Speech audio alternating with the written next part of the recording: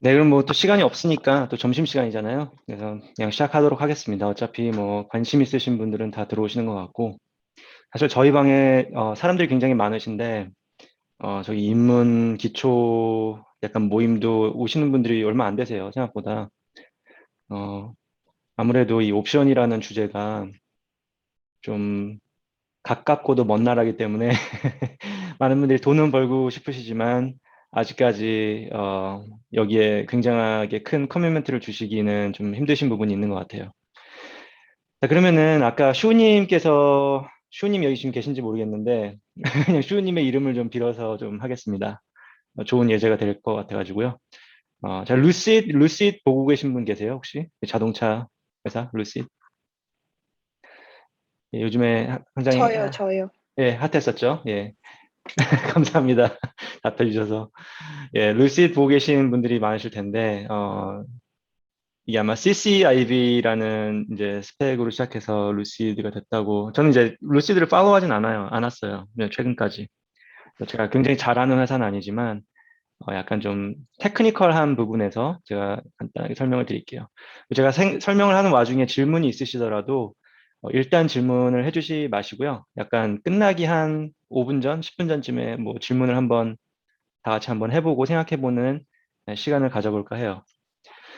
자, 그러면은 오늘 아침에 물론 이제 15분 봉 이런 거는 이제 너무 단타적인 부분이기 때문에 많은 분들이 안 보시겠죠. 근데 만약에 보신다면 아침에 이제 슈우님이 딱 정말 엄청난 인사이트로 이 상황에서 루시드가 풋옵션 매도로서 나쁘지 않겠다 이런 말씀을 해주셨어요.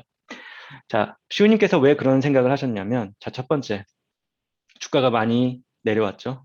과거 과거에 비해서 굉장히 이제 좀 버블이 빠졌다기보다는 약간 그 회사가 그 자기의 가치를 찾아가는 와중에 있고 주가가 빠진 것도 있지만 이제 수유님께서 생각하시기에 주가가 이제 점점 부담이 없어지는 쪽으로 가고 있다고 좀 보신 것 같아요. 또 그와 동시에 여기 보시면은 이게 implied volatility라는 건데 아침에는 약간 100 넘었었거든요, 거의. 제가 봤을 때는 여기는 99로 찍히는데 제가 아까 봤을 때는 100을 살짝 넘겼던 것 같아요. 그래서 제가 채팅창에도 100이 넘었네요. 이렇게 말씀을 드렸던 것 같고요. 자, 이 implied volatility가 왜 중요한가? 풋옵션 매도를 할 때. 자, 우리가 풋옵션 매도라는 것은 자, 첫 번째, 이 주식이 올라갈 때 풋옵션 매도를 하나요? 내려갈 때 하나요? 기본적으로. 풋옵션 매도를 한다는 그런 것들을 보았을 때. 자, 우리가 주가가 올라가거나 그대로일 때 풋옵션 매도를 한다고 배웠어요. 혹시라도 그 부분에 대해서 이해가 조금 부족하신 분들은요, 어, 이 옵션 입문 2부 가서 보시면 좋겠고요. 또 뭐 또 좋은 자료가 있다면은 옵션 전략에서 풋옵션 매도가 있을 거예요. 제가 이전에 정리해 놓은 게 여기 한번 가셔서 한번 보세요. 풋옵션 매도 한번 봐주시고요. 여기 한번 와봅시다, 다시. 그래서 주가가 많이 내려왔어요. 그럼 이제 슈님께서 보셨을 때 이 주가가 엄청나게 더 많이 떨어질 수도 있지만 엄청나게 더 떨어지진 않을 거다라는 생각을 하셨을 수도 있을 것 같아요.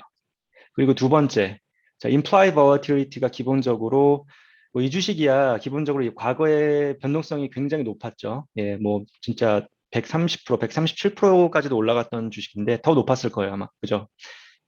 거의 260. 이때가 아마 뭐 밈스탁 막 그때 아닌가요? 그래서 이제 implied volatility가 뭐 엄청나게 높은 건 아니지만 이게 약간 좀 추세가 바뀌었다고 생각을 하시는 것 같고 그 와중에 100이 넘는다면 사실 꽤 약간 프리미엄 부분에서 짭짤할 수가 있죠. 그냥 이제 우리가 매도 포지션을 가져갈 때는 기본적으로 우리의 수익률을 높이려면은 프리미엄을 가장 비싸게 팔면 팔수록 좋겠죠. 일단 그죠? 우리가 누군가한테 권리를 판다고 했을 때 이왕이면 똑같은 권리를 어, 그 프리미엄 자체가 비쌀 때 파는 게 이득이라고 생각을 하실 수가 있을 거예요. 그래서 아까 슈우님께서 이 정도의 implied volatility면 나쁘지 않다. 또 그 말뜻을 다른 쪽으로 해석을 해보면 옵션 프라이싱에서 옵션의 프리미엄을 결정하는 요소 중에 뭐가 있죠? 첫 번째, 주가의 움직임이 있고요. 두 번째, 변동성. 변동성이 높으면 높을수록 옵션의 가치는 더 비쌉니다. 왜냐? 자, 주가가 이렇게 움직이는 거랑 주가가 여기서 꼬물꼬물꼬물꼬물 이렇게 움직이는 거랑 만약에 행사가가 여기 있고 여기 있다면 그 행사가들을 치는데 어떤 쪽이 그 퍼센테이지가 더 높을까요? 당연히 변동성이 높은 것들이 퍼센테이지가 높기 때문에 또 다른 방식으로 생각을 해보면 우리가 예를 들어서 뭐 보험을 산다고 생각을 해봅시다.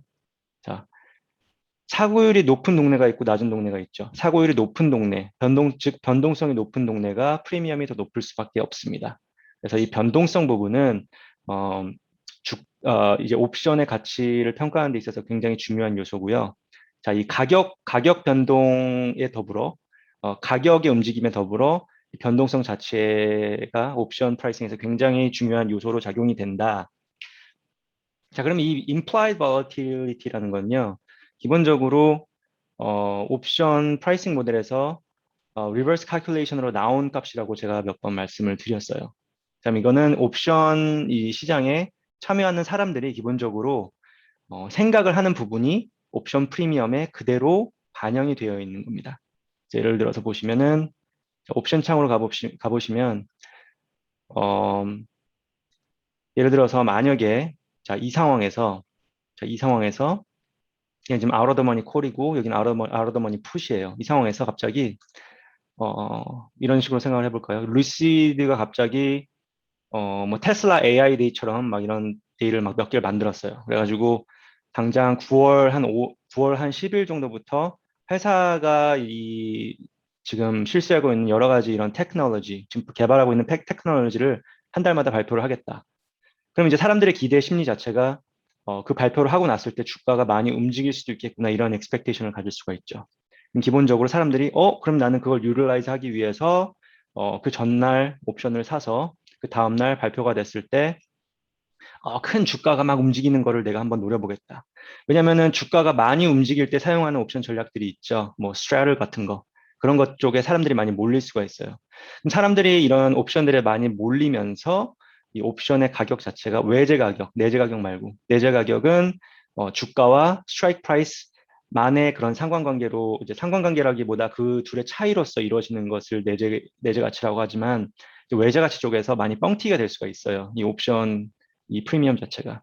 그게 뻥튀기가 되면서 그게 내재 가치로서 리버스 칼큘레이션으로 나오는 게 이 implied volatility거든요. 그래서 또 다른 쪽으로 생각을 해보면 implied volatility가 높으면 높을수록 프리미엄이 어느 정도 시장에서 높게 책정이 됐다 이렇게 생각할 수가 있다는 점. 이 부분 전에 코나님께서 좀 되게 궁금하셨던 부분이었던 것 같아요. 그때 IB에 대해서 조금 더 심도 있게 알고 싶다고 하셨던 것 같고, 자, 그러면은 이제 아까 슈님께서 말씀하시기를 자, 지금 어떻게 됐죠? 그 상황 뒤로 자, 제가 매번 말씀드리지만 저는 기본적으로 사람은 뭐 예를 들어서 2시간 뒤, 3시간 뒤, 뭐 4시간 뒤에 주가를 예측을 할 수 없다는 거를 전 전제로 항상 해요. 제가 투자를 할 때는. 그렇지만 지금 상황 자체는 슈님께서 생각하신 대로 많이 흘러왔죠. 예를 들어서 아까 풋옵션 매도를 했으면 꽤 이익이 났을 거예요. 자, 왜 그랬느냐? 첫 번째로 주가가 많이 스물스물 올라왔죠. 아까 그 손실폭에서 많이 올라왔고 아까 여기다가 이렇게 다시 올라왔죠. 그러면은 풋옵션 매도에서는 이득이죠. 자, 그리고 volatility 보실까요? volatility 많이 빠졌죠. 그죠? 이 보시면 내재 변동성이 빠졌어요. 그 옵션에 대한 그 디맨드 자체가 좀 빠졌다는 거예요. 주가가 오르면서. 자, 그렇다면 자, 이런 트레이딩을 했다면 지금 만약에 풋옵션 매도를 아까 진입을 하셨다면 굉장히 컴포터블한 상황에 있을 수 있어요. 지금 상황에서. 자, 왜 그러냐면 제가 옵션을 하나 여기 집어넣어 놨는데요. 풋옵션을. 만약에 아까 진입을 했다면 한 요 정도에서 진입을 했을 것 같아요.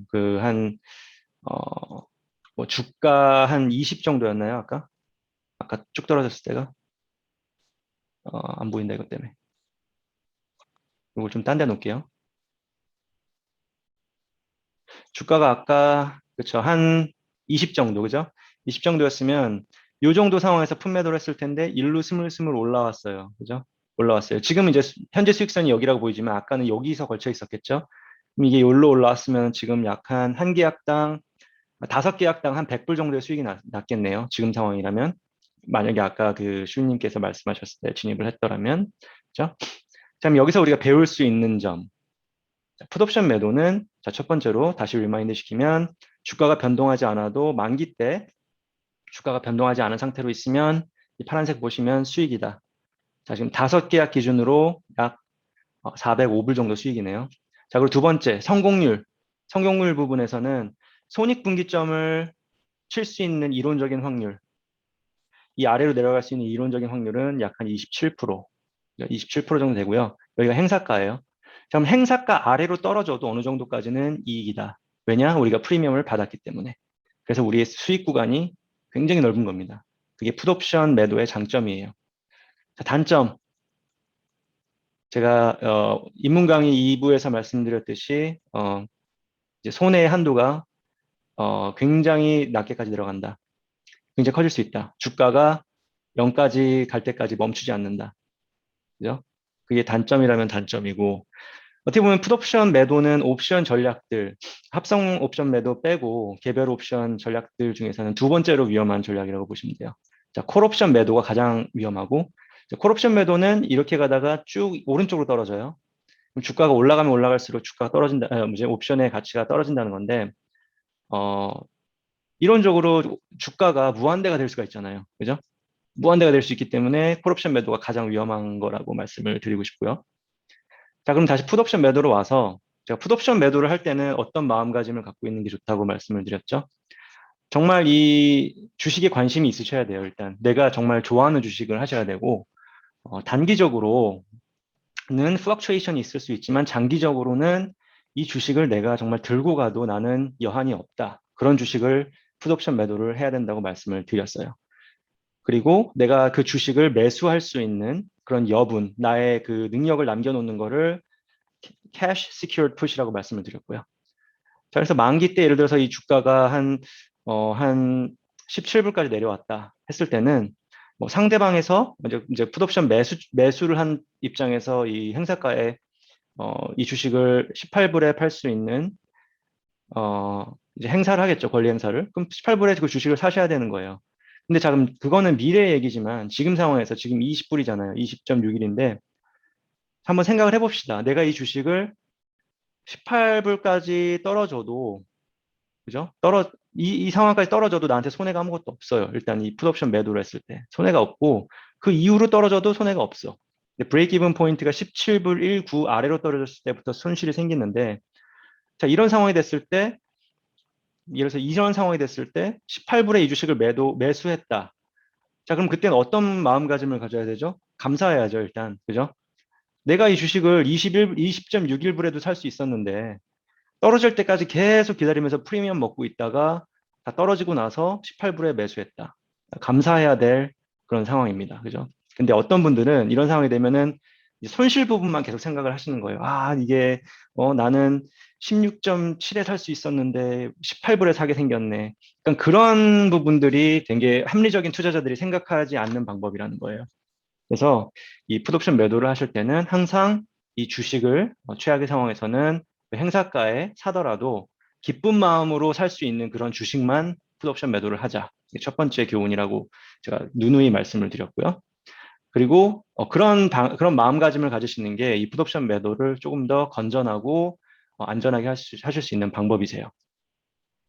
자, 여기서 그러면은 이 빨간 선은 현재 수익선이라고 말씀드렸죠. 파란 수익선은 만기 때 수익선이라고 말씀을 드렸고요. 자, 그럼 현재 수익선에 영향을 주는 거. 자, 여기 보시면은 좋아요. 만기 때 여기까지 주식이 내려가도 이제 수익이라고 하는데, 자, 그럼 이 빨간 선은 뭡니까? 뭡니까? 이렇게 물어보겠죠. 자, 빨간 선은 기본적으로 이제 옵션의 가치는 주가의 변화에 의해서 이제 영향을 받는다고 말씀을 드렸는데, 그게 이제 바로 델타라는 거예요, 델타. 자, 참고로 여기에 나와 있는 델타, 가마, 뭐, 세이라, 베이가 이런 것들 다 그릭스라고 부르는데, 그릭스 자체가 옵션의 가치를 평가하는 것은 아닙니다. 이거는, estimation이에요. 만약에 이런 상황, scenario analysis라고 생각하시면 돼요. 만약에 이런 상황이 됐을 때, 내 옵션의 가치에 어느 정도의 영향을 받을 수가 있다라고 보여주는 척도일 뿐. 그래서 그릭스에 대해서 좀 더 알고 싶으시면요. 역시나 저희 웹사이트 가셔서 여기 옵션 강의 가셔서 자, 그릭스 3분 만에 배우기라는 글이 어딘가에 있을 거예요. 그릭스 3분 만에 배우기 굳이 안 찾아갈게요. 지금 시간이 없으니까. 한번 찾아보시고요. 참 그릭스가 조금 약간 이제 눈에 익으셨다면 여기로 다시 오셔서 자, 맨 처음에 뭐 세이라 한번 볼게요. 세이라. 우리가 옵션 매도를 한다. 매도를 한다 했을 때 누구한테 권리를 판 거죠. 그러면은 아무것도 변하지 않는 상태에서 시간만 지난다 했을 때는 우리한테 이득 아니면 손해? 이득 아니면 손해? 이득이죠. 그죠? 자, 우리가 이제 보험회사예요. 예를 들어서 보험회사인데 누군가한테 보험을 팔았어. 근데 아무 일도 안 일어나. 자, 이득이죠. 그죠? 그러면서 시간이 지나가. 이득이죠. 그렇기 때문에 세이라가 여기서 보시면 파지티브죠. 자, 근데 여기 보시면 베이가 올라가면 올라갈수록 우리한테 손해입니다. 자, 그래서 여기 보시면은 아까 이 그래프로 돌아오셔가지고 만약에 여기선 파란 선이 내려왔지만 이게 갑자기 20%가 상승을 했다. 여기서 20%가 상승을 했다 했을 때는 우리한테 그 부분에서 엄청나게 손해를 줄 수가 있다는 점. 좀 약간 시뮬레이션으로 다시 와서 여기서 제가 똑같은 상황에서 모든 게 변하지 않는 상황에서 다른 이런 주가라든지 이런 것들이 변하지 않는 상황에서 volatility만 올랐을 때 어떻게 되는지 보여드릴게요. 자, volatility 20% 상승했다는 가정을 하면 주가가 변하지도 않았는데 현재 수익선이 175불이 빠져요. 아까 옵션 평가 모델에서 그 volatility가 중요하다고 말씀드렸죠. 이 옵션 시장 이제 시장 참여자들이 이 옵션을 볼 때 아, 이 주식은 뭐 앞으로 변동성이 별로 없을 거야 해서 옵션 시장에서 많이 좀 약간 프리미엄의 가치를 낮게 책정할 경우에는 이런 상황들이 발생한다는 거예요. 변동성이 빠지면서. 이제 그런 부분이 첫 번째가 있겠고. 그러면은 또 지금 여기가 이제 평평해 보이지만 이거는 이제 현재 주익선은 에스티메이션이라고 말씀드렸잖아요. 근데 만약에 이게 주가가 막 계속 뚝뚝뚝뚝뚝뚝뚝 떨어져요. 갑자기 막 뚝뚝뚝 떨어지면 그래서 이거의 포인트는 뭐냐면 자, 풋옵션 매도를 하셨을 때 이런 건전한 어프로치로 하지 않고 이걸 스페큘레이티브 약간 좀 되게 좀 투기적으로 풋옵션 매도를 하셨을 때는 이런 상황이 발생을 했을 때 견디실 수가 없어요. 기본적으로. 자, 여기서 지금 평범한 상황에서 주가가 18불까지 빠졌을 때, 당장 내일 빠졌다고 했을 때 약 한 450불 정도가 손해로 내 어카운트에 잡히거든요. 자, 그것까지는 그나마 뭐, 견딜 수가 있겠죠. 그렇지만, 예를 들어서 갑자기 volatility가 내가 예상하는 것보다 훨씬 많이 빠졌다. 그러면 이 빨간 선이 이게 440불 손해가 아니라 훨씬 더 낮아질 수가 있다는 점. 그죠? 물론 만기까지 갔을 때는 다시 파란색으로 회귀를 합니다. 자, 보여드릴게요. 자, 지금 오늘 8월 30일이에요. 계속 가면서 만기가 언제죠? 만기가 September 24죠. 이렇게 올라가는 거예요. 아시겠죠? 그래서 결국 만기일선으로 합쳐지는 건데 그 전 상황에서 그런 일들이 일어날 수가 있는데 우리가 개인 투자자로서 특히 이제 옵션을 처음 하시는 분들은 이런 부분을 견디시기 굉장히 힘들다. 그래서 제가 아까 그 코나님께 좀 약간 이제 조금이나마 도움이 되시라고 조언을 드렸던 거는 만약에 이런 단기적인 이 수익선의 변화에 의해서 내가 감당하기 힘든 부분이 될 수도 있으니 저 같은 경우는 만약에 그런 스페큘레이티브한 약간 이런 좀 약간 투기성에 만약에 투자를 하신다고 하셨을 때는 물론 이제 아까 말씀드렸듯이 캐시 시큐어 풋 같은 경우는 이런 어프로치를 굳이 할 필요가 없을 것 같아요. 제 생각에는. 그렇지만 이제 조금 약간 공격적으로 여기에 덤비셨을 때는 그래서 지금 프리미엄을 우리가 한 400불 정도 잡고 있죠. 405불이네요. 그죠? 그러면은 내가 프리미엄의 1배, 내 손실이 프리미엄이 1배면 어느 정도죠? 약간 400, 한 요 정도겠네요. 자, 요 정도가 됐을 때는 손절점을 여기서 잡으시는 것도 좀 약간 그나마 좀 약간 안정적으로 생각을 하실 수 있는 부분이 될 수가 있다. 왜냐하면 이 부분이 굉장히 견디기 힘들거든요. 풋옵션 매도를 해보신 분은 이 손절 타이밍이 되게 애매해요. 여기 상황이 오면은 내가 이거 만기까지 들고 있으면은 뭐 여기까지 다시 올라갈 텐데 이렇게 막 생각을 하시거든요. 그러다가 여기까지 오고 그러다가 여기까지 오고 그러다가 여기까지도 갈 수가 있는 겁니다. 그렇기 때문에 맨 처음에 최초에 이 투자를 접근을 하실 때 좀 약간 내가 나는 이거를 좀 약간 투기성으로 접근을 할 테야. 그런 마음을 가지고 계신 분들은 손절점 또한 확실하게 잡고 들어가시는 게 되게 중요하다. 그렇지만 만약에 캐시 시큐어 풋처럼 내가 확실하게 그 주식에 대한 믿음이 있을 경우는 굳이 그럴 필요가 없겠죠. 그죠? 14불까지 떨어진들 내가 롱텀으로 이게 뭐 한 2년 기다렸을 때는 100불, 200불 될 수 있다 했을 때는 자, 여기 떨어졌을 때는 그냥 뭐 단기적으로는 급하게 회복을 하기는 좀 힘들겠죠. 그렇지만 커버드 콜을 또 계속 팔면서 그죠? 그 주식을 담보로 커버드 콜을 계속 팔면서 어, 좀 기다리면서 프리미엄을 느긋하게 받으면서 기다릴 수도 있다. 예, 그게 제가 약간 개인적으로 약간 추구하는 그런 투자의 방식인데 이제 풋옵션 매도를 또 약간 투기성 형향으로 투기라고 하면 좀 나쁜 말처럼 보이지만 사실은 투자의 방법 중에 하나일 뿐이잖아요. 약간 공격적으로 풋옵션 매도에 덤비시는 분들은 이 손절점을 확실하게 정해놓고 가자. 그리고 그 상황이 됐을 때는 어, 뭐 뒤도 돌아보지 않고 나오는 게 중요하다. 물론 또 여러 가지 이런 걸 트레이딩을 애저스하는 방법이 있습니다. 예를 들어서 만약에 이 주가가 예를 들어서 17불까지 떨어졌다. 그랬으면은 롤을 하는 방법도 있어요. 지금 이게 가정을 한번 해봅시다. 지금 우리가 8월 30일이 아니라 9월 20일이라고 가정을 해볼게요. 9월 20일 상황에서 지금 주가가 17불이야. 그럼 애매모호하죠, 좀 약간. 그죠? 애매모호하잖아요. 그러면 그 상황에서 어떤 어프로치를 할 수가 있냐면 4일 뒤에 만기인데 그거를 한 달 뒤로 더 롤을 해요. 자, 뒤로 더 롤을 한다는 말은 프리미엄이 더 들어올까요? 안 들어올까요? 자, 이거를 정리를 하고 이거를 사버리고 다시 사서 클로징을 해버리고 다시 한 달 뒤에 거 똑같은 스트라이크 프라이스의 옵션을 또 다시 팔아가지고 프리미엄을 더 얻을 수가 있겠죠. 그죠? 그런 식으로 어프로치를 할 수도 있고. 자, 근데 여기서 우리가 얻을 수 있는 경우는 캐시 시큐어 풋을 하시면 그런 약간 머리 아픈 부분을 조금 덜 생각해도 된다. 그죠? 좀 덜 생각해도 된다.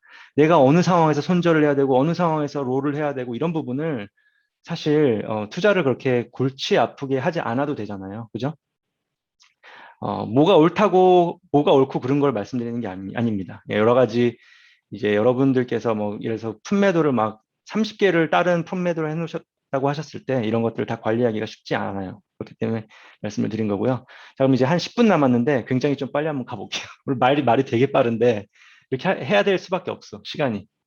자, 그러면 자, 제임스 코리엘라고요. 한번 설치 한번 해보세요. 제임스 코리엘. 이 사람이 어떤 사람이냐면요. 예전에 이 Options, Complete Guide to Option Selling이라는 책 저자예요. 이분이 망하기 전까지는 이 책이 엄청나게 불티나게 팔렸고, 이 옵션 매도 전략에서는 되게 유명했던 사람이거든요. 근데 한순간에 망했죠. 2018년도인가 망했어요. 자, 그 이유에 대해서 제가 설명을 드리려고 해요. 왜냐하면 옵션 전략이랑 옵션 매도 전략이랑 관련이 있기 때문에. 자, 그러면은 이분이 사용했던 자, 참고해 보시려면 유튜브 가시면 이분이 약간 울고 있는 영상이 있거든요. 이거 한번 보세요. 이제 뭐 누구를 막 이렇게 막 저지하라고 뭐 그런 게 아니라 이분이 이제 참여를 하면서 이제 본인이 맡았던 이제 고객 돈이 있을 거 아니에요. 그걸 말하면서 참여를 하는 영상이 있는데 요거예요, 요거. 요 그림인데 가보시면은 뭐 여러 가지 느끼시는 부분이 많으실 겁니다. 예. 하루아침에 150밀리언이 날라갔어요. 다시 일로 와가지고 진짜 지금 우리가 그 내추럴 가스 그 선물을 보기가 좀 그러기 때문에 일단 UNG라는 것을 사용을 할게요. UNG. 여기 이미 넣어놨는데 잠시만요. 그 당시적인 상황. 자, 보시면은 빨리 할게요. 오늘 아마 질문할 시간 없을 것 같은데. 자, 이 상황에 아주 잘 나갔어요. 뭐 콜 옵션 매도를 하면서 뭐 굉장히 보합적으로 가고 있었기 때문에 이 상황에서 돈을 좀 벌었겠죠. 콜 매도로 계속하면서. 그런데 이분이 콜옵션 매도에 엄청나게 자신감을 갖고 있었고 이런 분이 이 상황에서 콜옵션 매도를 꽤 많은 계약이 들어갔던 것 같아요. 자, 이 상황에서. 자, 콜옵션 매도는 그래프가 어떻게 생겼냐면 이렇게 생겼습니다. 아까 풋옵션 매도랑 반대죠. 풋옵션 매도는 이렇게 생겼었는데 콜옵션 매도는 이렇게 생겼죠. 자, 그럼 주가가 올라가면 올라갈수록 손실이 어떻다? 무한대다. 자, 우리 내추럴 가스 뭐 잘 아시는 분, 저는 내추럴 가스를 팔로우하진 않아서 엄청나게 잘 알지 못하는데 굉장히 발라틸하죠. 발라틸해요. 발라틸하다는 거는 변동성이 굉장히 높은 자산군의 하나죠. 자, 이런 상황에서 이분이 콜옵션 매도를 한 거야. 근데 이제 그 당시에 프리미엄이 꽤 어느 정도 높았을 거고 프리미엄 먹고 이제 룰루랄라 신났다 하고 있었겠죠. 그러면서 어떤 상황이 발생을 했느냐? 자, 여기 보시면은 기본적으로 주가와 implied volatility가 어떻게 움직이죠? 동시에 똑같은 방향으로 움직이죠. 이게 내추럴 가스예요. 거의 그 당시에 물론 지금은 어느 정도 약간 조금 아닌 부분이 있긴 하지만 그 당시에 10분 남았다. 10분밖에 안 남았네요. 또 빨리 할게요. implied volatility가 이제 주가가 올라갈 때 implied volatility도 올라가는데 이분이 이런 부분을 이해를 못했던 거죠. 예를 들어서 내가 주가가 많이 올라가면 큰일 날 수도 있겠다. 그러니까 이런 생각을 하고 있었어야 되는데 이게 보통 자산군이면 괜찮아요. 뭐 주식이라든지 이런 거면은 하루에 이렇게 움직이는 주식은 사실 뭐 밈 주식 뭐 이런 거밖에 없겠죠. 뭐 아마존이 하루에 이렇게 움직이나요? 뭐 예를 들어서 뭐 마이크로소프트가 이렇게 움직이나요? 그렇지 않잖아요. 근데 굉장히 공격적으로 섰던 거죠. 이 사람 입장에서는. 자, 그러면서 주가가 올라가면서 손실이 계속 떨어지는데 자, 거기서 아까 우리 방금 배운 부분 implied volatility 어떻게 움직였죠? 거의 여기 상황이었으면 여기네. 21%에서 102%까지 80%가 올라갔어. 80%가 올라갔어. 그러면은 그래서 그냥 간단히 두들겨 봅시다. 80% 올라갔으면 그냥 주가가 움직이지 않아도 갑자기 한 계약당 이거를 그냥 기준으로 했을 때 그 사람은 이제 선물을 사용했기 때문에 훨씬 더 이 손실폭이 훨씬 컸겠죠. 그냥 주가가 움직이지 않아도 이렇게 손실이 나는 거야. 그냥 현재. 근데 이 현재선이 왜 중요하냐면요. 자, 마진으로 거래하시는 분들, 마진으로 거래를 하시면 저도 마진을 사용을 하지만 이 사람은 헤지펀드 매니저잖아요. 그럼 마진을 레버리지를 훨씬 더 높여서 썼겠죠. 그러면은 내 바잉 파워를 훨씬 넘어서 이게 다음 날에 손실이 잡혀버린 거예요. 그러면 증권사에서 뭐가 들어가죠? 마진콜 들어갑니다. 마진콜. 그러면은 증권사에서는 이 지금 갖고 있는 포지션을 다 리퀴데이트 해버려요. 그냥 그 손실을 잡고 끝나버리는 거야. 그냥 파산. 그러면서 하루에 150밀리언의 손해가 났다는 거. 마진콜 먹고 그냥 게임 끝났다는 거. 자, 그 이면에는 뭐가 있었다? 주가가 올라간 것까지는 좋았지만, 자, 지금 이 그래프는 주가 올라간 거는 사실 리플렉트 하지도 않았어요. 그럼 요 정도 잡아야겠네. 그죠? 요거랑 요거 한번 비교해 보세요. 760불 손해에서 1200불 손해. 그죠? 엄청나게 큰 손실을 입었는데, 자, 첫 번째, 주가가 상승함으로써 손실을 입었고, 두 번째, 이제 한 대 더 맞은 거죠. implied volatility 상승으로 인해서 갑작스러운 마진콜을 먹고, 그냥 파산해버렸다. 150밀리언 손실 있고 그냥 그대로 파산. 아시겠죠? 그렇기 때문에 여러분들이 이런 콜옵션 매도, 풋옵션 매도 전략을 하실 때는 implied volatility에 대한 이해가 확실히 있으셔야 한다는 점. 그죠? 그리고 또 하나 우리가 배울 수 있는 교훈은 이제 그런 사람들도 이 단기 수익선에 의해서 심리가 굉장히 요동을 치고 그 단기 수익선에 의해서 마진 어카운트를 사용하셨을 때는 너무 레버리지를 높게 가져가셨을 때는 마진 콜 먹고 큰일 날 수가 있다. 그죠? 주가 움직임적인 부분뿐만 아니라 이런 그 변동성의 움직임에 대해서 두 번째 어퍼컷을 맞을 수도 있다.